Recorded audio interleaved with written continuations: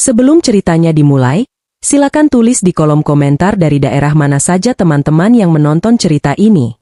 Jangan lupa like dan subscribe agar channel ini bisa semakin berkembang dan bisa mempersembahkan cerita yang lebih menarik lagi. Namaku Nadia, usia 32 tahun. Aku seorang ibu dari 2 anak yang lucu dan cerdas. Dalam hidupku, tak pernah sedikit pun terlintas untuk menjadi seorang istri yang keras hati. Aku selalu berusaha menjadi istri yang sabar, patuh, dan penuh pengertian.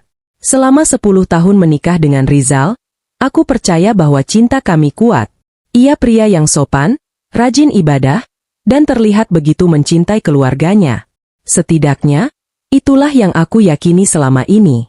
Setiap pagi aku menyiapkan sarapan untuknya, membuatkan kopi hangat, menyiapkan kemeja yang sudah aku setrika rapi semalam sebelumnya, dan menyambutnya dengan senyum saat ia berangkat kerja. Aku bangga punya suami seperti Rizal. Ia bekerja di sebuah perusahaan besar sebagai manajer keuangan. Gajinya lebih dari cukup, bahkan kami memiliki rumah megah dan mobil yang nyaman. Tapi, semua itu ternyata hanya permukaan. Di balik kehidupan yang tampak sempurna, ada rahasia besar yang disembunyikannya rapat-rapat. Hari itu, seperti biasa aku sedang menidurkan anak bungsuku yang baru berusia 5 tahun. Tiba-tiba ponselku berbunyi. Notifikasi dari Facebook muncul di layar. Ibu mertua mengunggah foto baru dengan caption, "Selamat untuk anakku tersayang, semoga rumah tangga barunya penuh berkah." Awalnya aku tak terlalu memperhatikan. Kupikir itu foto pernikahan saudara jauh. Tapi saat mataku fokus ke layar, jantungku berhenti berdetak sejenak.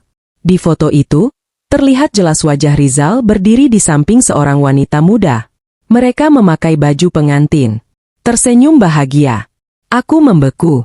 Tanganku bergetar hebat. Nafasku terasa sesak. Rasanya seperti ada batu besar menimpa dadaku. Aku membesarkan foto itu, memastikan lagi. Tak mungkin salah. Itu benar suamiku. Lelaki yang setiap hari aku doakan agar selalu dalam lindungan Tuhan. Lelaki yang aku percayai sepenuh hati. Dan wanita di sebelahnya bukan orang asing. Aku mengenalnya. Lina, rekan sekantornya. Aku sering melihat mereka bertukar pesan singkat, tapi aku tak pernah curiga. Aku terlalu percaya. Kurasakan air mataku menetes tanpa bisa aku tahan. Bukan hanya karena dikhianati, tapi karena semuanya dilakukan dengan begitu tenang. Ia tidak sekadar berselingkuh. Ia menikah. Menikah siri. Dengan restu ibunya. Dan aku, hanya istri sah yang tidak diajak bicara. Tidak diberitahu apa-apa. Malam itu aku duduk di ruang tamu sendirian. Lampu sudah redup, anak-anak sudah tidur. Aku menatap kosong ke dinding, mencoba memahami apa yang baru saja terjadi. Aku ingin marah. Aku ingin berteriak. Tapi suaraku hilang. Hanya dada yang terasa perih, seperti teriris pisau. Tak lama kemudian, ponselku kembali berbunyi. Pesan masuk dari ibu mertua. "Jangan salah paham, Nak, ini sudah takdir. Rizal hanya ingin membantu Lina yang butuh perlindungan." Aku terdiam. Takdir? Aku bahkan tidak tahu kapan mereka menikah. Tidak ada kabar, tidak ada penjelasan. Hatiku runtuh. Aku memeluk bantal dan menangis sejadi-jadinya. Tapi tangis itu tak lama. Di sela-sela air mata, muncul perasaan lain. Bukan marah, bukan benci, tapi kesadaran yang menampar. Aku sadar, mungkin inilah saatnya berhenti menjadi istri yang selalu mengalah. Keesokan paginya, aku tetap bangun seperti biasa. Aku masak sarapan, siapkan seragam anak-anak, dan berpura-pura tidak tahu apa-apa. Rizal pulang larut malam, wajahnya kelelahan, tapi masih sempat tersenyum padaku. "Maaf ya, kerjaan lagi numpuk," katanya. Aku tersenyum kecil. "Iya, hati-hati jaga kesehatan." Dalam hati aku bergumam pelan, "Aku sudah tahu semuanya, Rizal." Tapi aku tidak akan menjerit. Aku tidak akan ribut. Aku akan diam, untuk sementara. Hari-hari setelahnya terasa seperti berjalan di atas bara. Aku melihat suamiku bercakap di telepon dengan wajah penuh senyum, dan aku tahu pasti siapa di seberang sana. Aku mendengar ia bicara pelan, tertawa kecil, lalu menatapku sekilas, seolah aku tidak mengerti. Aku hanya menjawab dengan senyum hambar. Aku mulai jarang bicara. Tidak lagi menanyakan kabar kantornya. Tidak lagi bertanya kenapa ia sering pulang larut malam. Aku hanya menjalankan hari seperti biasa. Tapi dalam diam, aku mulai menyusun langkah. Suatu malam, setelah ia tertidur, aku duduk di depan meja makan. Aku buka laptop, mulai mencari semua dokumen penting. Sertifikat rumah, surat kendaraan, investasi, rekening tabungan, semuanya masih atas namaku.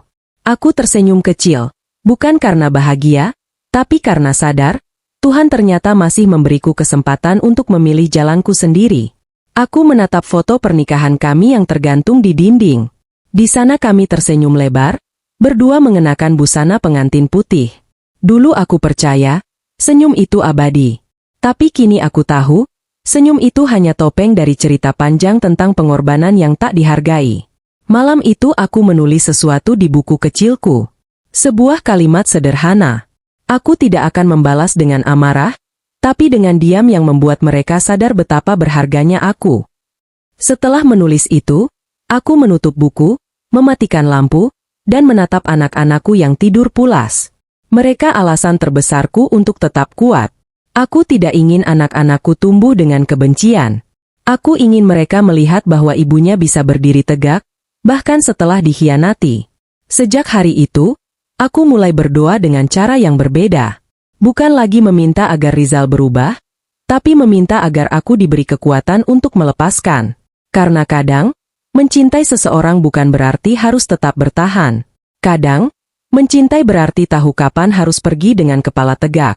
Dan malam itu, adalah awal dari keputusanku yang tak akan pernah Rizal lupakan. Sejak malam itu, segalanya berubah. Rumah yang dulu terasa hangat kini menjadi tempat paling sepi di dunia. Tidak ada pertengkaran, tidak ada teriakan, tapi juga tidak ada kehangatan. Hanya ada diam. Diam yang panjang, dingin, dan mematikan. Aku mulai belajar tersenyum tanpa perasaan.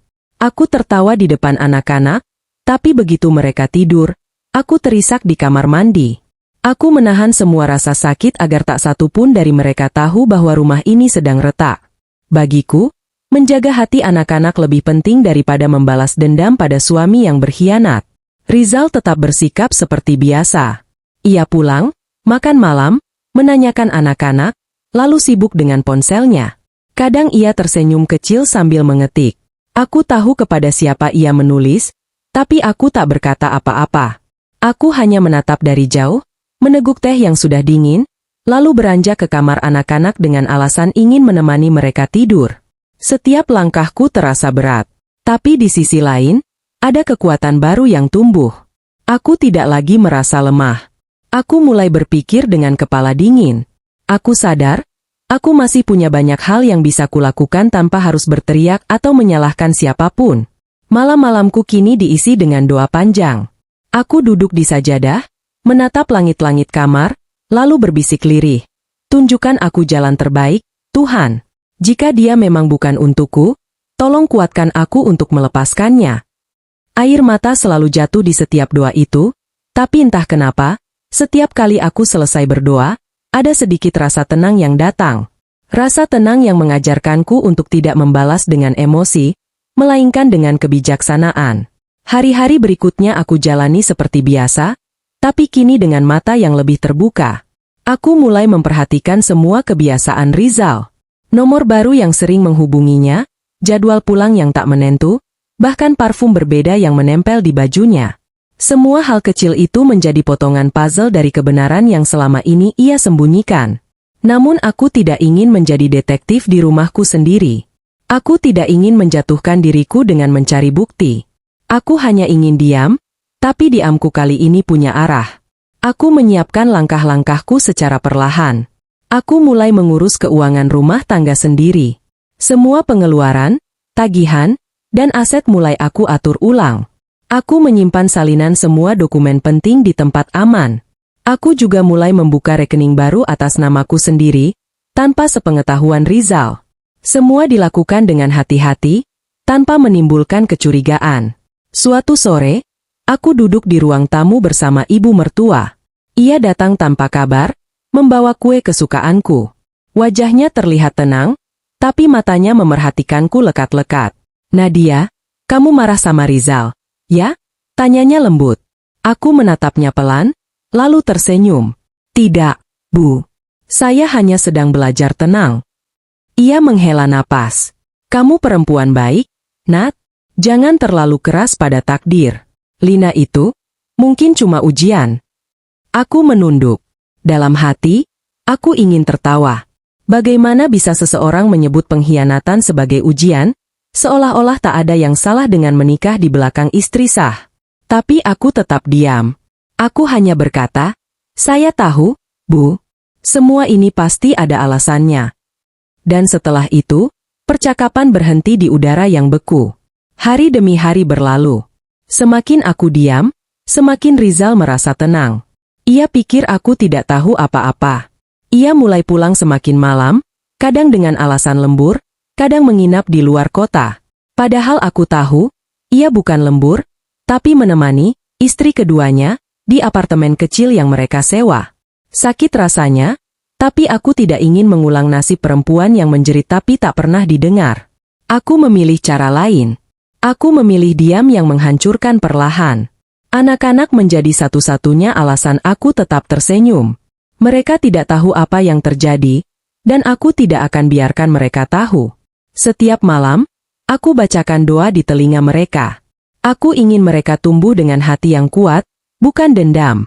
Suatu malam, setelah anak-anak tidur, aku berdiri di depan cermin. Wajahku terlihat lelah, tapi mataku tidak lagi kosong. Ada cahaya kecil di sana. Cahaya tekad. Aku berbicara pada bayangan diriku sendiri. Mulai malam ini, kamu bukan korban lagi. Kamu perempuan yang akan menentukan jalan hidupmu sendiri. Aku mulai menulis rencana kecil di buku harian. Langkah demi langkah yang akan kulakukan untuk keluar dari lingkaran ini. Aku tulis dengan rapi, tanpa terburu-buru. Aku tahu, setiap langkah harus disusun dengan tenang agar hasilnya sempurna. Langkah pertama, pastikan semua aset keluarga aman.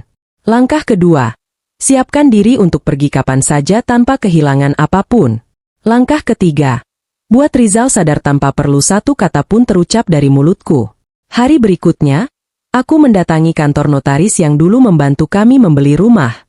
Aku bilang padanya, aku hanya ingin mengecek surat-surat kepemilikan. Notaris itu mengenalku dan segera menyiapkan berkas. Setelah memeriksa semuanya, aku menghela napas lega. Semua aset besar, termasuk rumah dan beberapa investasi, masih atas namaku. Tuhan seolah memihakku. Aku menatap berkas itu lama-lama dan berbisik. Terima kasih, Tuhan.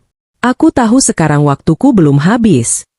Sepulang dari kantor notaris, aku duduk di taman belakang rumah. Angin sore berhembus pelan. Aku menatap langit oranye yang perlahan berubah gelap. Aku sadar, hidupku mungkin tak akan sama lagi. Tapi di balik luka ini, ada arah baru yang sedang Tuhan tunjukkan. Aku hanya perlu bersabar sedikit lagi, menunggu waktu yang tepat untuk bertindak. Malamnya, Rizal pulang larut. Aku sedang duduk membaca buku di ruang tamu. Ia menatapku sebentar, lalu berkata, "Kamu gak tidur? Besok pagi kan harus antar anak."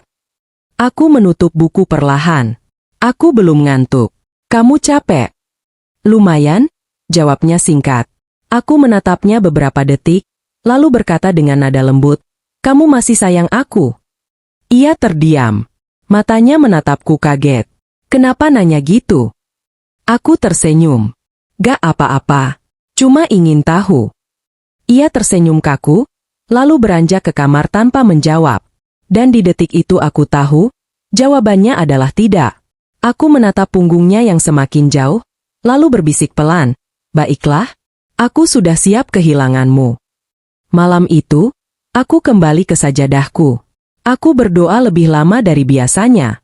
Aku tidak meminta agar dia kembali. Aku hanya berkata, "Tuhan, jika memang ini jalanku, kuatkan aku untuk menuntaskan semuanya tanpa kebencian." Lalu aku menangis pelan, bukan karena hancur, tapi karena akhirnya aku bisa menerima bahwa aku harus melangkah. Diamku bukan lagi bentuk kelemahan. Diamku kini adalah senjata. Sebuah senjata yang akan kugunakan dengan tenang, tapi pasti. Dan dalam diam itu, Aku mulai mempersiapkan langkah yang akan mengubah hidupku dan membuat suamiku sadar betapa besar kesalahan yang telah ia lakukan. Hari-hari berjalan seolah tanpa warna. Suara televisi di ruang tamu hanya menjadi pengisi keheningan. Aku masih menjalani rutinitas seperti biasa, tapi hatiku sudah tak lagi di tempat yang sama.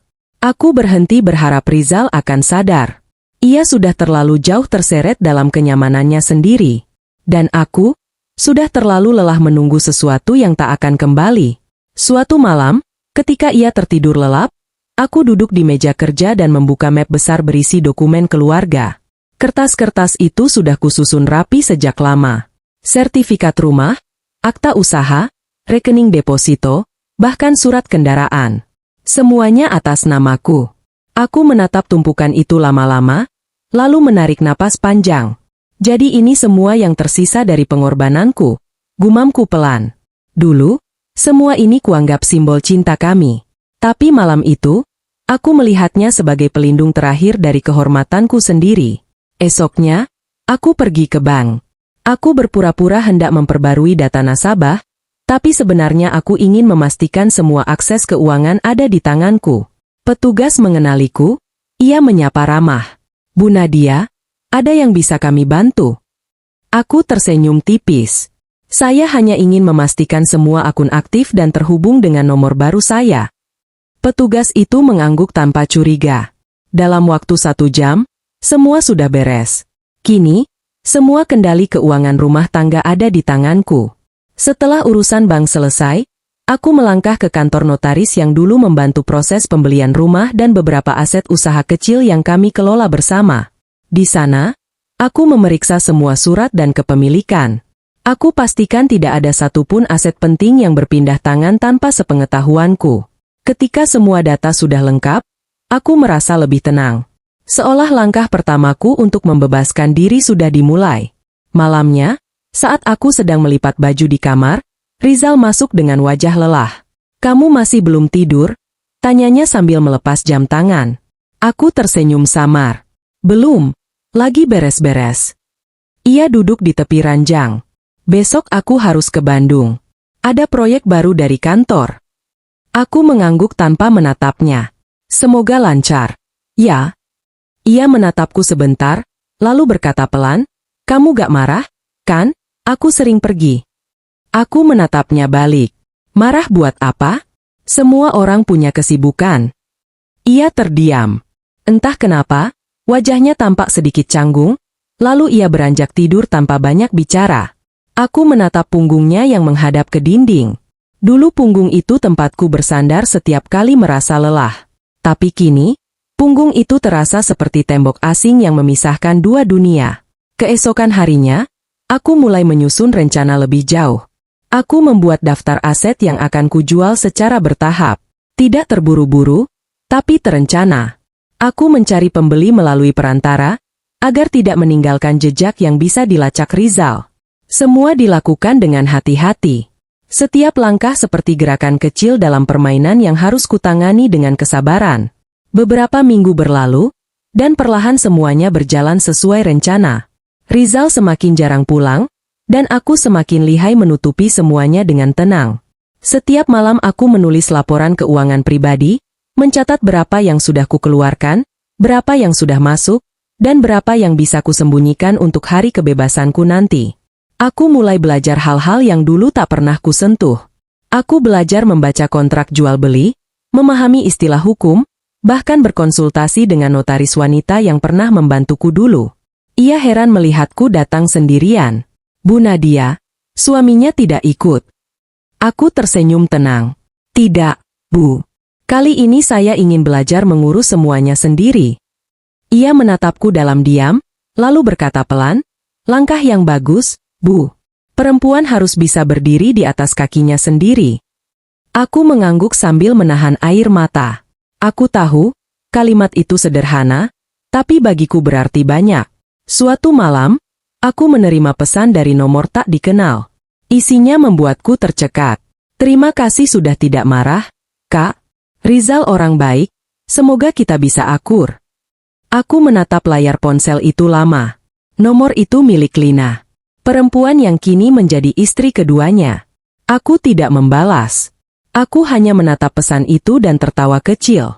Bukan karena lucu, tapi karena aku tak menyangka, seseorang yang merebut suamiku bisa begitu berani menulis kata-kata manis seolah tak bersalah.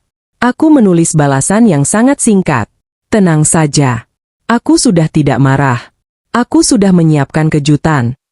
Lalu aku hapus pesan itu sebelum sempat terkirim. Aku sadar, tak perlu ada kata-kata. Waktulah yang akan menjawab semuanya. Beberapa hari kemudian, Rizal pulang membawa koper besar.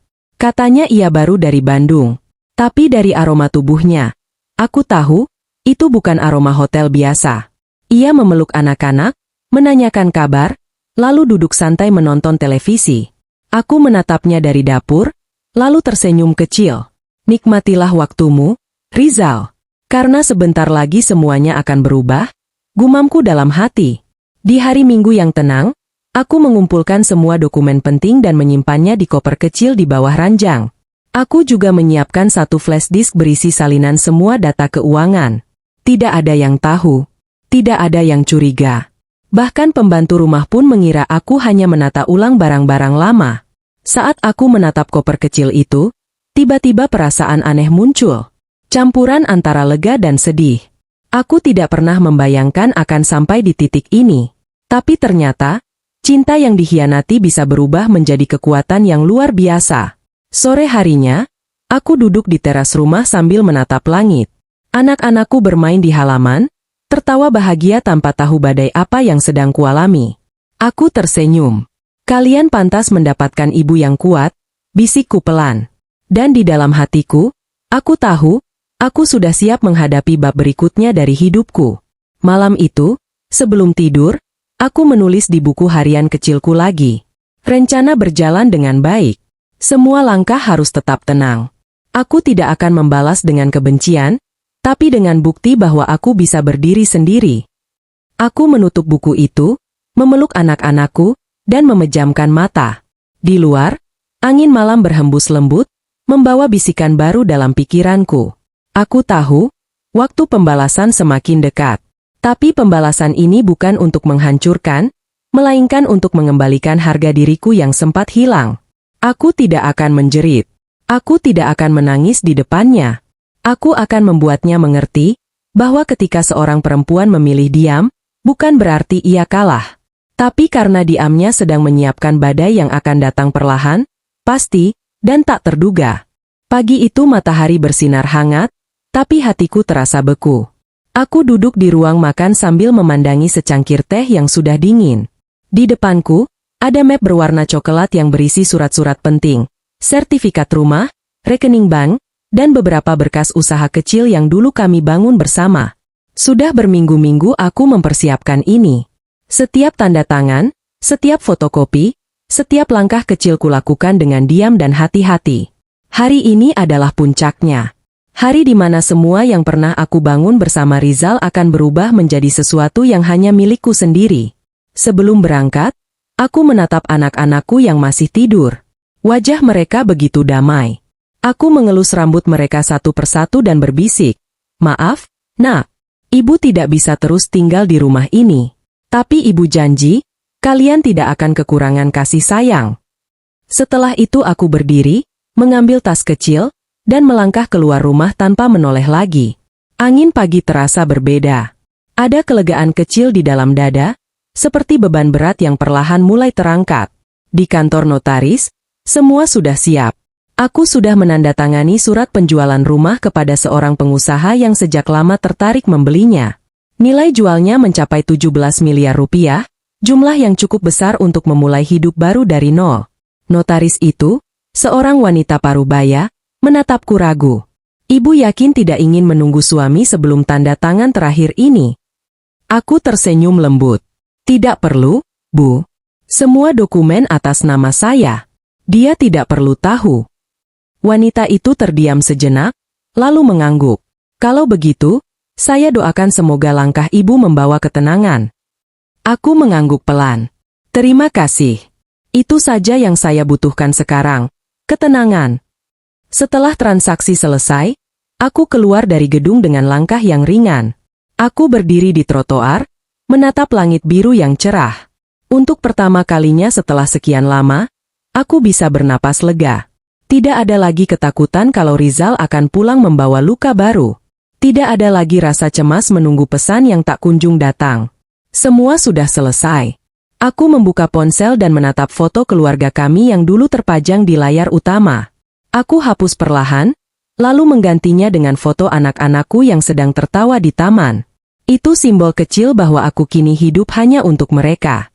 Beberapa hari kemudian, aku mulai menjual aset lainnya, mobil, saham kecil, dan sebagian usaha online yang dulu aku kelola bersama Rizal. Semua hasil penjualannya kumasukkan ke rekening baru yang hanya aku tahu. Rizal sama sekali tidak curiga. Ia sibuk dengan urusannya sendiri, sibuk dengan Lina, sibuk menjaga kebohongan agar tetap terlihat indah di mata dunia. Sementara aku, diam-diam menyiapkan langkah terakhir yang akan membuatnya tak bisa berkata apa-apa lagi. Suatu malam, aku menulis surat di meja makan. Kertas putih itu menjadi saksi dari segala perasaanku yang selama ini kutahan. Aku tidak marah, Rizal. Aku hanya lelah menjadi seseorang yang kamu pandang sebelah mata. Terima kasih sudah menunjukkan siapa dirimu sebenarnya. Aku pergi bukan karena benci, tapi karena aku akhirnya memilih mencintai diriku sendiri. Aku menandatangani surat itu dan menaruhnya di atas meja ruang tamu. Di sebelahnya, kutaruh kunci rumah dan satu foto lama kami berdua saat baru menikah. Pagi berikutnya, sebelum matahari benar-benar terbit, aku meninggalkan rumah dengan satu koper kecil. Tidak ada tangisan. Tidak ada drama. Hanya langkah tenang seorang wanita yang sudah berdamai dengan lukanya. Satpam sempat menyapaku. Mau pergi, Bu? Aku tersenyum. Iya, mungkin agak lama. Ia mengangguk sopan tanpa bertanya lebih jauh. Aku naik ke taksi, menatap bayangan rumahku di kaca belakang. Rumah besar itu berdiri megah, tapi kosong. Kosong dari cinta, kosong dari arti. Aku tidak menyesal pergi. Justru aku menyesal karena terlalu lama bertahan di tempat yang seharusnya sudah aku tinggalkan sejak lama. Di perjalanan menuju stasiun, aku menatap keluar jendela. Pohon-pohon berlari mundur, dan di tengah perjalanan itu aku menyadari sesuatu. Ternyata melepaskan bukan berarti kalah. Melepaskan justru cara terbaik untuk menemukan kembali dirimu yang hilang. Setibanya di kota tujuan, aku disambut oleh sahabat lamaku, Dinda. Ia tahu sebagian kisahku, tapi tidak pernah menanyai terlalu dalam. Nat, kamu yakin mau mulai dari sini? Tanyanya pelan. Aku tersenyum. Aku yakin. Aku cuma ingin hidup tenang dan membesarkan anak-anakku tanpa air mata. Dinda memelukku hangat. Kamu perempuan kuat, Nat. Aku bangga sama kamu. Pelukan itu membuatku menangis pelan untuk pertama kalinya setelah sekian lama. Tapi kali ini bukan tangis sedih, melainkan tangis lega. Beberapa minggu setelah aku pergi, kabar mulai beredar. Rumah yang dulu kami tempati sudah resmi berpindah tangan. Satpam kompleks memberitahuku lewat pesan singkat bahwa Rizal pulang dan kebingungan karena rumahnya tidak bisa dibuka. Aku hanya membaca pesan itu tanpa ekspresi. Dia sudah panen dari benih yang dia tanam. Gumamku pelan. Hari-hari di kota baru berjalan tenang. Aku menyewa rumah kecil yang sederhana. Setiap pagi aku menjemur pakaian, menyiapkan sarapan, dan mulai merintis usaha kecil menjual kue kering yang dulu menjadi hobiku. Aku tidak butuh kemewahan, aku hanya ingin damai. Di malam hari, aku duduk di teras, memandangi langit dan bercerita dalam hati pada Tuhan. Terima kasih, karena Engkau memberiku kekuatan untuk berdiri lagi tanpa dendam. Sebelum tidur, aku membuka surat dari notaris yang memastikan semua proses penjualan telah selesai dan dana telah ditransfer. Aku tersenyum puas. Semua langkah berjalan sempurna. Tidak ada satupun yang curiga. Aku menutup surat itu dan menatap langit-langit kamar. Selamat tinggal, masa lalu, bisikku lirih. Malam itu, aku tidur dengan damai untuk pertama kalinya dalam bertahun-tahun. Di ujung mimpi, aku melihat diriku berjalan di padang luas yang terang, sambil menggandeng tangan anak-anakku. Di belakang kami, rumah besar itu perlahan menghilang, berganti dengan cahaya pagi yang lembut. Mungkin, itulah tanda bahwa aku sudah benar-benar bebas. Sore itu, langit mendung menggantung di atas rumah besar yang dulu kami tempati. Gerimis turun perlahan, membasahi halaman depan. Di kejauhan, sebuah mobil berhenti di depan gerbang. Dari dalam, turun seorang pria dengan wajah lelah dan langkah tergesa. Itulah Rizal, suamiku. Di tangannya, koper besar dan sekotak hadiah yang tampak mewah. Di belakangnya, seorang wanita muda mengenakan jaket abu-abu melangkah santai. Lina, istri keduanya. Rizal tersenyum kecil, mungkin membayangkan wajahku yang akan terkejut melihatnya pulang lebih cepat. Tapi senyum itu segera hilang ketika gerbang tidak bisa dibuka. Ia memencet bel berulang kali, tapi tak ada jawaban. Satpam kompleks mendekat, lalu menunduk hati-hati. Pak Rizal, rumah ini sudah dijual. Pak. Rizal menatap pria itu tak percaya. Apa maksudnya dijual? Ini rumah saya. Satpam menelan ludah, lalu menjelaskan pelan. Sertifikat atas nama Ibu Nadia, Pak. Proses jualnya sudah selesai 2 minggu lalu. Pembeli baru sudah ambil alih. Rizal membeku. Matanya melebar. Ia menatap rumah itu lama, seolah berharap semua hanya mimpi. Tapi papan nama di depan pagar sudah berganti. Tulisan, Keluarga Pratama, terpasang di sana. Lina memandang sekeliling dengan wajah panik. Zal, gimana ini? Bukannya kamu bilang semua atas nama kamu? Rizal tidak menjawab. Ia berlari ke arah pintu, tapi pagar tetap terkunci. Satpam hanya menatapnya dengan iba. Maaf, Pak, Ibu Nadia sudah pergi. Katanya tidak akan kembali. Rizal menjatuhkan koper ke tanah. Hujan semakin deras. Rambutnya basah, bajunya kotor, tapi ia tidak peduli. Ia memukul pagar itu berulang kali sambil berteriak. Nadia, kamu di mana? Tak ada jawaban, hanya suara hujan yang menelan segalanya. Malamnya, ia duduk di mobil dengan wajah kosong. Lina mencoba berbicara, tapi suaranya tenggelam oleh derasnya hujan. Aku bilang juga apa? Kamu terlalu percaya sama dia, kata Lina ketus. Rizal menatapnya tajam. Cukup, Lin. Jangan bicara soal dia. Lina tersentak, lalu menunduk. Mobil itu diam di tepi jalan, dengan lampu yang hanya memantulkan bayangan 2 orang yang saling menyalahkan. Beberapa hari kemudian, kabar tentang rumah itu tersebar di keluarga besar. Ibu mertua datang tergesa, menelpon Rizal berkali-kali, tapi tak ada jawaban. Ketika akhirnya mereka bertemu, wajah ibunya pucat. Rizal, apa yang sudah kamu lakukan pada istrimu? Rizal hanya menatap kosong. Aku cuma ingin hidup tenang, Bu. Aku gak nyangka dia bakal pergi sejauh ini. Ibu mertua menatapnya tajam. Tenang, kamu hancurkan rumah tanggamu sendiri, dan sekarang kamu kehilangan segalanya. Itu bukan salah siapa-siapa, Zal, itu balasan dari Tuhan. Rizal terdiam lama. Kata-kata ibunya menembus dadanya seperti pisau. Ia mencoba tidur, tapi setiap kali memejamkan mata, bayangan wajahku selalu muncul. Wajah yang dulu tersenyum lembut setiap kali menyambutnya pulang. Wajah yang kini hanya hidup dalam penyesalan di kepalanya. Sementara itu, di kota kecil yang jauh dari hiruk-pikuk, aku duduk di depan toko rotiku yang baru buka. Namanya, Roti Nadara, singkatan dari Nadia dan anak-anak bahagia. Setiap pagi aku menyalakan lampu kecil di depan toko, membuka pintu, dan mencium aroma adonan roti yang baru matang. Hidupku kini sederhana, tapi penuh ketenangan. Aku tidak lagi takut pada hari esok. Anak-anakku bersekolah dengan senang, dan aku punya pekerjaan yang kucintai. Tidak ada lagi tangisan di malam hari. Hanya doa dan rasa syukur.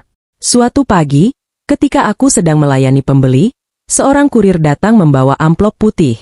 Di sudutnya tertulis nama, Rizal Pratama. Tanganku sempat bergetar saat menerimanya, tapi aku tetap tersenyum. Setelah toko tutup, aku duduk di bangku panjang, membuka amplop itu perlahan. Di dalamnya ada surat dengan tulisan tangan yang kukenal. Nadia. Aku tidak tahu harus mulai dari mana. Saat aku pulang dan menemukan rumah kita sudah bukan milikku lagi, aku baru sadar, semua yang dulu kupunya ternyata hanya titipan darimu. Aku kehilangan segalanya, tapi yang paling menyakitkan bukan rumah atau uang itu, melainkan kehilangan kamu. Aku menyesal, Nat. Aku benar-benar menyesal. Aku tidak meminta kamu kembali, aku cuma ingin kamu tahu, aku kalah. Bukan karena kamu pergi, tapi karena kamu bisa bahagia tanpaku. Air mataku jatuh di baris terakhir surat itu. Aku menutup mata, menarik napas panjang, lalu tersenyum. Terima kasih, Rizal, bisikku lirih. Akhirnya kamu mengerti bahwa diamku bukan bentuk kelemahan, tapi cara Tuhan mengajarkanmu arti kehilangan. Malam itu, aku duduk di teras kecil rumah kontrakanku. Angin berhembus lembut, membawa aroma hujan. Di langit, bulan tampak penuh, memantulkan cahaya ke bumi yang lembab. Aku menatapnya lama, lalu berbicara dalam hati, seolah berbicara padanya. Dulu aku menangis setiap kali kamu pulang terlambat. Sekarang aku tersenyum setiap kali mengingat masa lalu. Karena tanpa luka itu, aku takkan jadi sekuat ini. Beberapa minggu kemudian, aku mendengar kabar dari teman lama. Rizal kehilangan pekerjaannya karena perusahaan tempatnya bekerja bangkrut. Lina meninggalkannya tanpa pesan. Ia hidup sederhana di rumah kontrakan kecil bersama ibunya. Aku tidak tertawa, tidak juga merasa puas. Aku hanya diam. Kadang Tuhan tidak perlu aku ikut campur untuk memberi keadilan. Ia punya caranya sendiri untuk menyeimbangkan segalanya. Setiap malam sebelum tidur, aku memeluk anak-anakku dan berdoa. Ya Tuhan, jangan biarkan mereka tumbuh dengan dendam. Ajarkan mereka untuk memaafkan, seperti aku memaafkan ayah mereka. Aku tahu, memaafkan bukan berarti melupakan, tapi membebaskan hati dari beban yang tak perlu. Beberapa bulan kemudian, aku menerima surat kedua. Singkat saja, tanpa banyak kata. Terima kasih, Nat. Karena kamu tidak membalas dengan amarah. Semoga kamu selalu bahagia. Aku tersenyum kecil, lalu menatap langit. Aku sudah bahagia, Rizal. Bahkan sebelum kamu meminta. Kini, setiap pagi aku membuka toko dengan doa yang sama. Semoga setiap orang yang datang merasakan ketulusan di setiap potongan roti yang kubuat.